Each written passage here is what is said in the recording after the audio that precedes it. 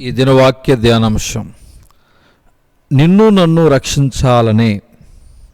ఎంతో ప్రశాంతంగా ఉన్న సముద్రంలో అనేక మంది ప్రయాణికులతో వెళుతున్న ఆ ఓడకు అడుగు భాగంలో ఒక రంధ్రం ఏర్పడేసరికి ఓడ మునిగిపోసాగింది. అది గమనించిన కెప్టెన్ గంట మోగిస్తూ ప్రజలను హెచ్చరించగా, ఎంతో సంతోషముతో ఉన్న ఆ ప్రజల్లో ఒక్కసారిగా భయం ఏర్పడి ప్రాణాలు గుప్పిట్లో పెట్టుకుని ఏడవటం మొదలుపెట్టాడు.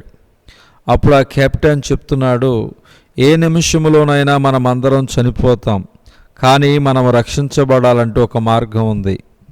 ఎవరైనా ఒకరు సముద్రంలోనికి దూకి ఆ రంధ్రానికి అడ్డుపడినట్లయితే మనం ఈ ఘోర విపత్తు గురించి తప్పించబడతాం. మీలో ఎవరైనా ఒకరు మీ ప్రాణాలను త్యాగం చేసి ముందుకు వచ్చి ఈ ప్రజలు నశించిపోకుండా కాపాడగలరా అని అడిగాడు. కానీ ఒక్కరు కూడా ముందుకు రాలేకపోవడంతో కలవరపడుతుండగా ఇంతలో ఒక యవనస్తుడు ముందుకు వచ్చి, మీ అందరి కొరకు నా ప్రాణాన్ని త్యాగం చేస్తానని చెప్పి సముద్రంలోనికి దూకి ఆ రంధ్రానికి అడ్డుపడగా ఆ ఓడలోనికి నీరు రావటం అయిపోయింది. ఓడ క్షేమముగా ఒడ్డుకు చేరింది.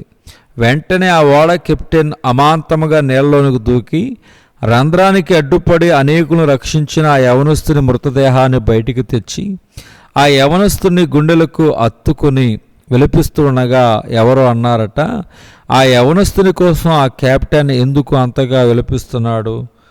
అందుకు బదులుగా ఓడ సిబ్బందిలో ఒకరు ఇచ్చిన సమాధానం, అయ్యా, ఆ యవనస్తుడు ఎవరో కాదు, ఆ కెప్టెన్ ఒక్కగానొక్క ఏకైక కుమారుడు. అది విన్న ప్రతి ఒక్కరి కన్నీళ్లతో ఆ తండ్రి కుమారులు చేసిన త్యాగానికి ముగ్ధులై కృతజ్ఞతతో బారుతీరి వీడ్కోలు పలికారు. సుమారు 2000 సంవత్సరాల క్రితం ఇదే రీతిగా నిన్ను నన్ను నరకమనే సముద్రములో మునిగిపోకుండా కాపాడడానికి తన ఏకైక కుమారుడిని మన కోసం ఈ లోకానికి పంపించాడు. తండ్రి అయిన దేవుడు నరకపు పొలిమేరలో తిరుగుతున్న మనలను రక్షించడానికి ఆ కుమారుడు మన స్థానములో తన ప్రాణాన్ని ధారపోశాడు. యెషయా గ్రంథము 53:12.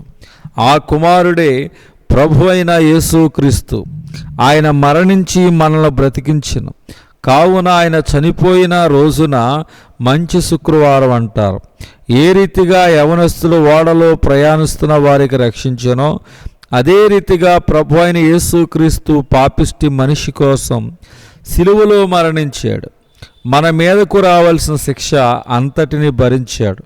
కావున ఎవరైతే ఆ కుమారుడిని తమ సొంత రక్షకునిగా అంగీకరిస్తారో వారికి నరకం అనే శిక్ష లేదు. మరి నీవు ఆ క్రీస్తు చేసిన త్యాగాన్ని గుర్తించి ఆయనను నీ సొంత రక్షకునిగా అంగీకరించావా? దేవుడు ఈ దినవాక్య ధ్యానం దేవుడు దీవించునుగాక. ఆమేన్.